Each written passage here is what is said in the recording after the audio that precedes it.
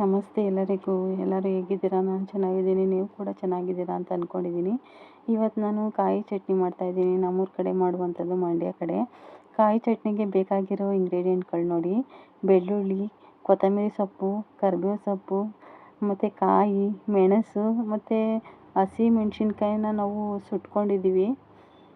ಮತ್ತು ಬೆಳ್ಳುಳ್ಳಿ, ಕರಿಬೇವು, ಪುದೀನ, ಸ್ವಲ್ಪ ಶುಂಠಿ ಕೂಡ ಹಾಕ್ತೀವಿ ನಾವು ನಮ್ಮ ಕಡೆ. ನಾನು ಹಸಿಮೆಣ್ಸಿನ್ಕಾಯಿನ ಹಾಗೆ ಹಾಕಿದ್ರೆ ಗ್ಯಾಸ್ಟ್ರಿಕ್ ಆಗುತ್ತೆ ಅಂತೇಳಿ ಸ್ವಲ್ಪ ಎಣ್ಣೆ ಹಾಕಿ ಬಾಡಿಸ್ಕೊಳ್ತೀನಿ ಬಾಣಲಿನಲ್ಲಿ. ಆಮೇಲೆ ನಾನು ಚಟ್ನಿನ ಮಾಡ್ತೀನಿ.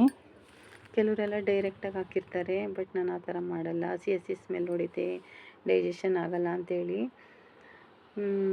ಬೆಳ್ಳುಳ್ಳಿ, ಕೊತ್ತಂಬರಿ, ಪುದೀನ, ಶುಂಠಿ, ಕೊತ್ತಂಬರಿ ಸೊಪ್ಪು, ಪುದೀನ ಸೊಪ್ಪು, ಕಾಯಿ, ಒಂದು ಕಾಳು ಮೆಣಸು 4-5 ಇದನ್ನೆಲ್ಲನೂ ರೆಡಿ ಮಾಡಿ ಎತ್ತಿಟ್ಕೊಂಡಿದ್ದೀನಿ.